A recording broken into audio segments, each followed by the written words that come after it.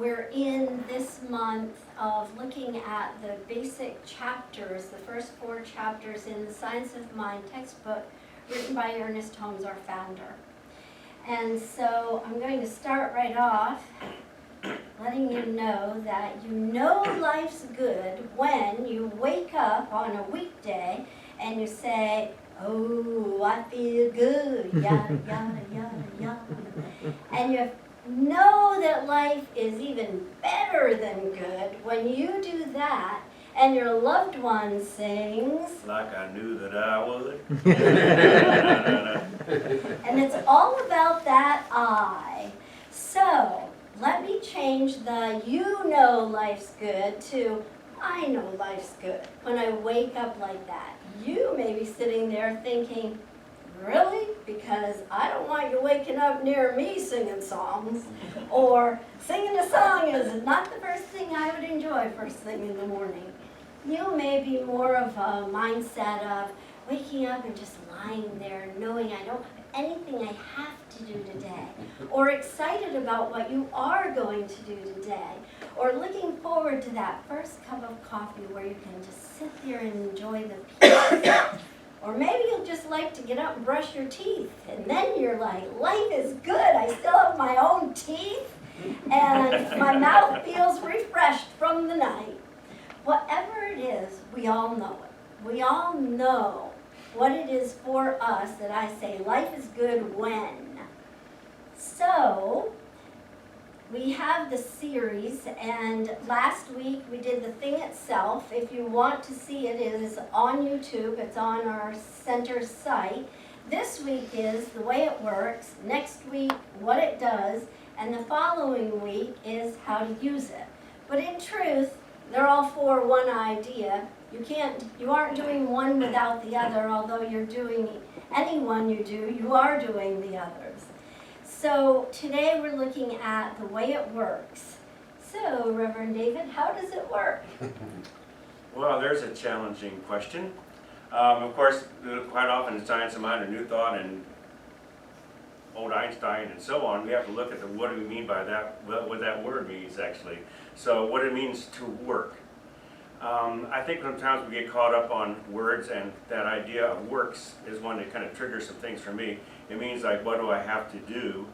Is there some struggle or compromise or coercion or something to make the system work? How do I get God to work for me? What do I have to do? The truth is, I don't really have to do anything but think. That's really all there is to it. And as far as what does God, or how does God work? Well, if God is the source of all that is and the realm of infinite possibility, God doesn't really work. God doesn't have to do things. In fact, next week we're going to say what it does. We're talking about what it does, and probably the first thing I'm going to say is, well, God is a being. God doesn't do. God is. And so it gets kind of challenging, doesn't it? So how does it work? Okay, God is the source of all that is. It's a realm of infinite possibilities, as I said before. And that realm of all that is, universal energy, is available to us however we choose to use it. So it works for us by working through us, by responding to us. It's like a medium. It's an undefined medium. It's like clay, a lump of clay, and we mold that lump of clay into something that we had a picture of in our mind, and so we can actually experience that thing before us as you see it coming into manifestation. So therefore we say it's plastic, it's moldable, it's changeable. Although God is not changeable, God is the essence of all that is, and so it can transform energy into from one thing to another. We mold it, we change it. It's like electricity. Electricity is always available to us, and it's for us to use it as we choose to use it. We don't really know what electricity is, but we know how to use it, and it's always there as long as we plug into it, unless we don't pay the bill. Then it's not necessarily ours. We can use someone else's. Yeah, but electricity, we can say, generally speaking, always there. It's always available, and all we have to do is click the switch, and we can use it to heat our house, to cook our food, to cool our house, to run motors, fans, you name it. to drive now. So we can use electricity for a lot of different things. And so it's a universal energy source that we can tap into and use it however we choose to use it. All we have to do is to be creative. Use our thought processes to come up with a creative idea of how we choose to use the universal energy in the here and now. It's really that simple. And I agree with almost everything. I don't think it's confusing. I think it's crystal clear once you study it enough. But I do think it can be confusing to explain it. But we have 4 weeks to try. So I would use the word, it's a conscious intelligence. God is a conscious intelligence, a universal energy that is all that is, and therefore it is you. And so it operates at the universal level in the same way that it operates within each of us. Consciousness of all that is ever creating, and we are ever co-creating our own lives. And I really believe we're creating our own lives out of that which we're given, but we'll say co-creating because some people don't even like us to say we're creating because it's only God that creates, but it's already created. So I'm creating for myself in my own life, in my way of thinking. So I'm going to use the symbol for just a moment. The circle here is the eternal life. It represents the eternality of life. And then the top portion represents God, conscious intelligence, divine energy, all that is. And you'll notice that it comes down in a downward causation and back up. The up part with a little bend on the right side there is to indicate open at the top, not closed, not formed like perfectly straight lines, but open at the top, open to possibilities. And so that top part of conscious intelligence, God, whatever you choose to call it, comes down through the middle part, which is law. Now law is still God because it's all God.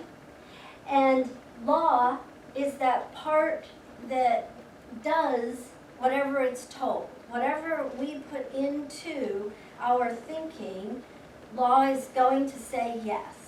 So we can look at what's playing out in our lives and determine if what we're putting in and what's coming out is what we really wanted. Because we have the opportunity to put in any new idea that we desire to create in our lives.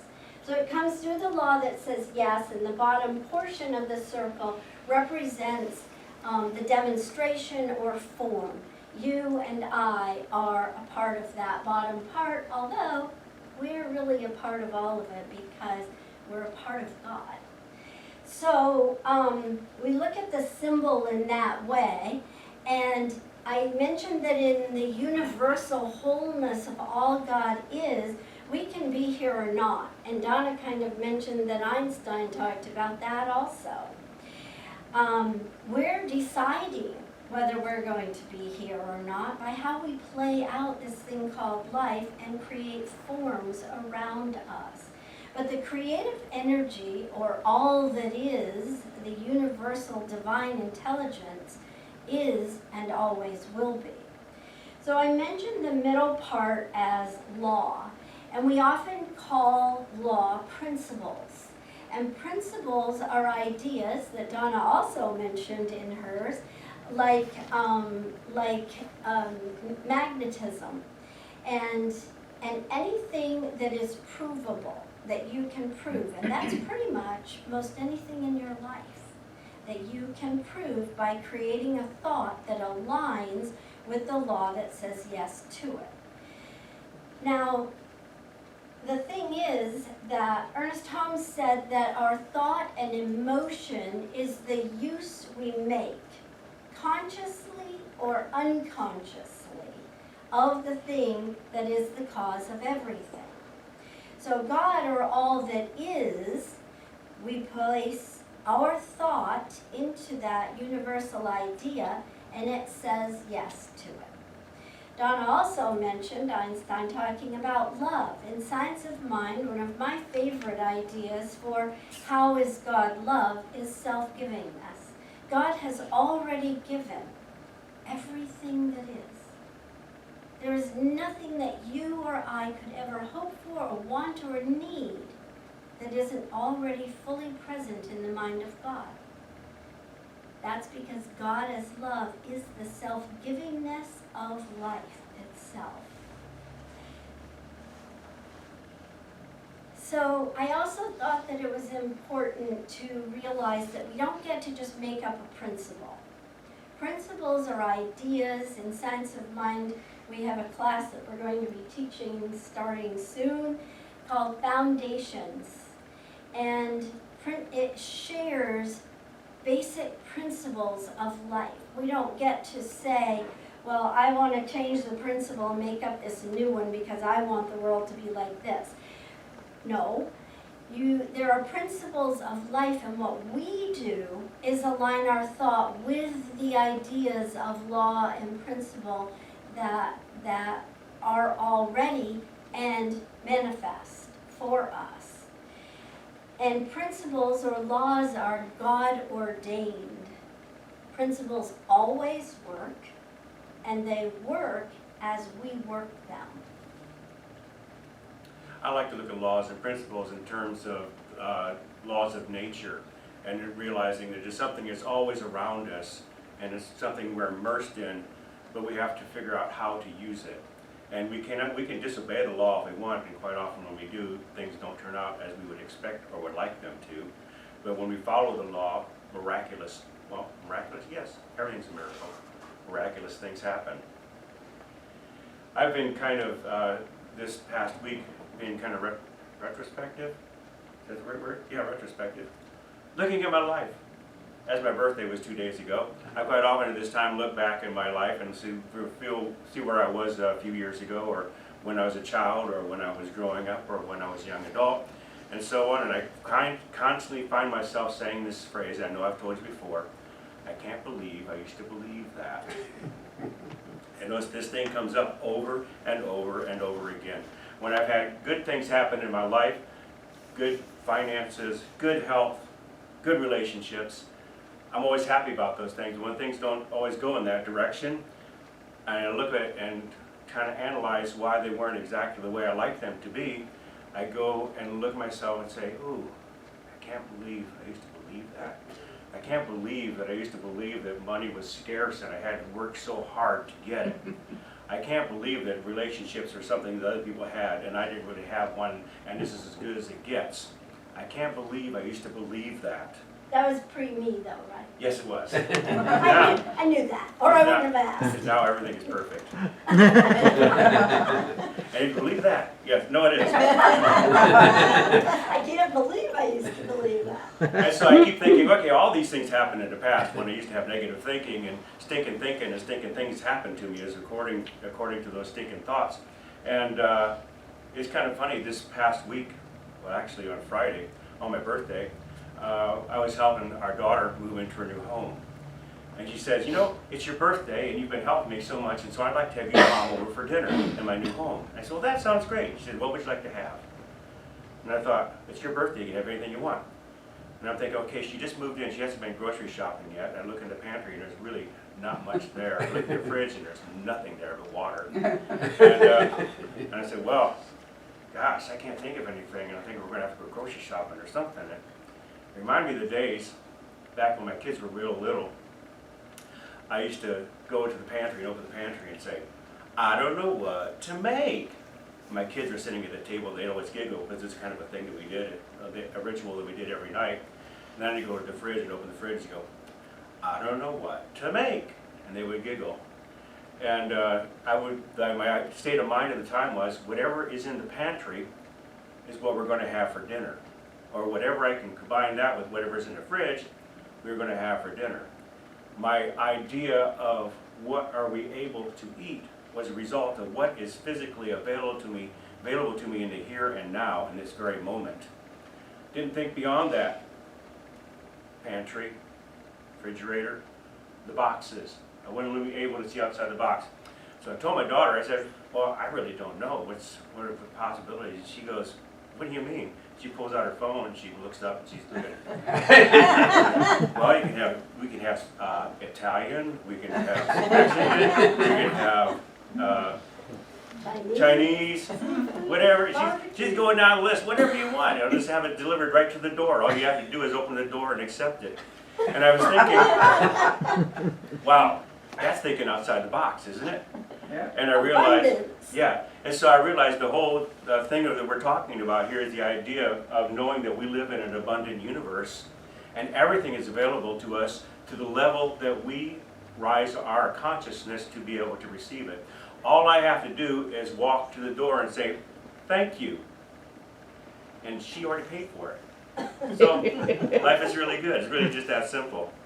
Is there more I can say about that? So, yeah, so it's all available to us according to our ability to receive.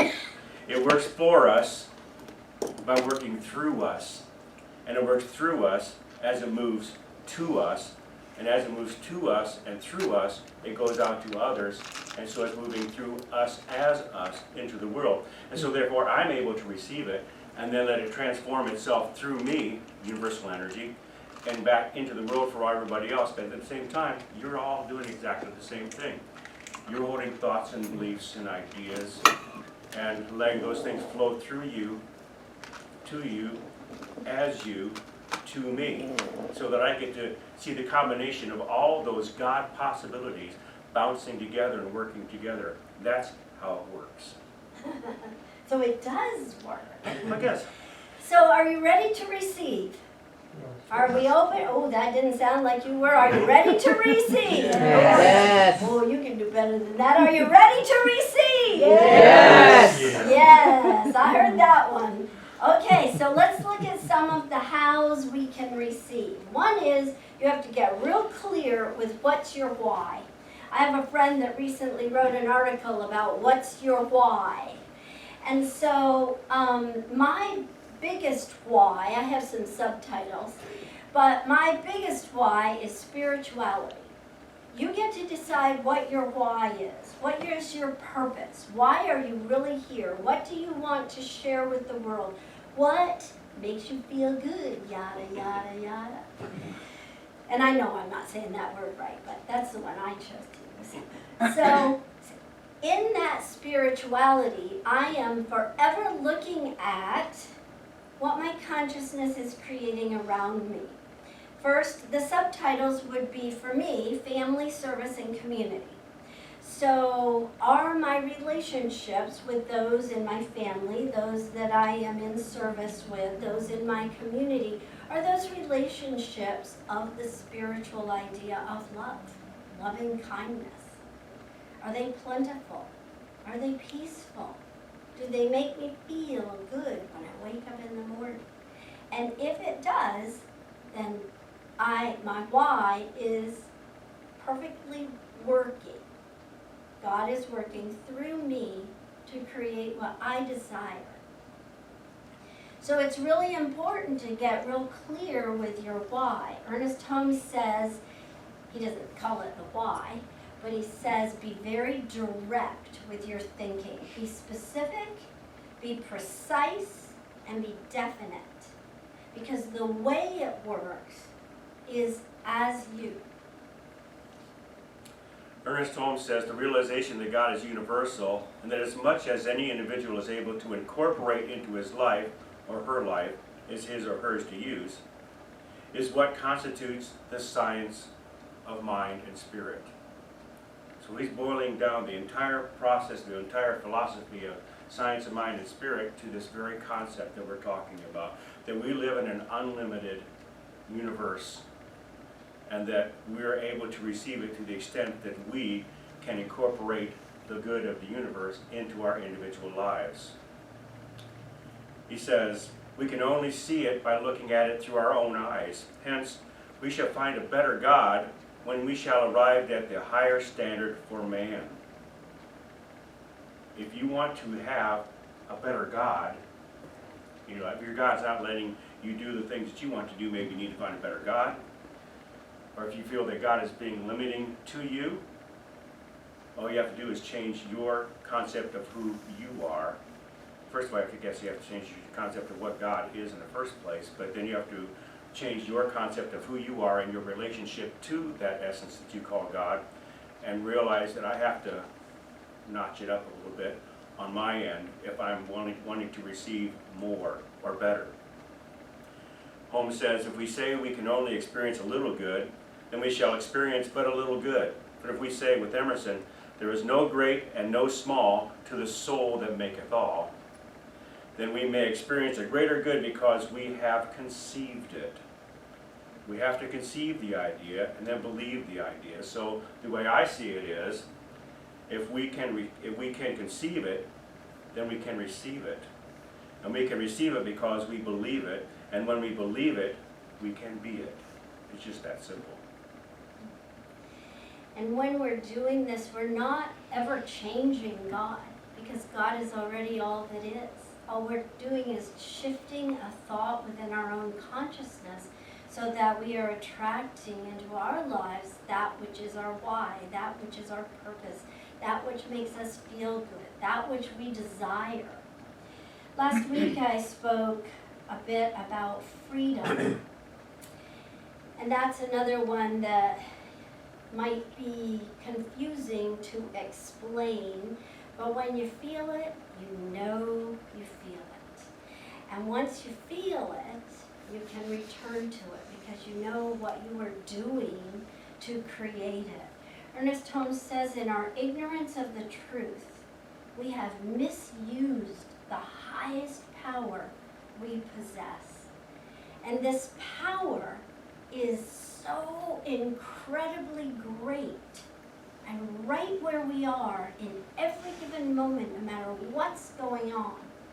And so our freedom and our power in this thing called life and the way it works is life-changing. Coming to understand how this universal energy and intelligence works allows us to make shifts within our own thought and emotions to bring to us whatever we desire. He says it can become power to us only when we recognize it as a power, or as power, not a power, but as power. And isn't it interesting that our belief sets the limit to our demonstration of a principle which of itself is limitless. There is no limit to principle. It's not really contained in a circle. That's representation. It's really everywhere all the time, available for our use. So imagine how powerful you are if you can limit God. Only in your own mind. Can't really limit God. But in our own minds, we sometimes do. But today's a new opportunity to change that, to move it forward, to decide what's your why. So we're going to leave you with 3 questions this week. And again, before I say the questions, let me remind you that you can read these chapters too. David and I both said, we read it, we were like, oh my gosh, I really just want to stand up there and read this so everybody hears all of it. And as soon as I said that, David said, oh, me too, I had that same thought. And I said, well, we can't do that. All we can do is offer for them to read it. It is so powerful. He's a great author. So here are your 3 questions to ponder this week. First, what's your why? Second, do you understand the way it works? And if you don't, are you studying it so that you do? And third, how much do you believe in your personal power? Enjoy playing with it. So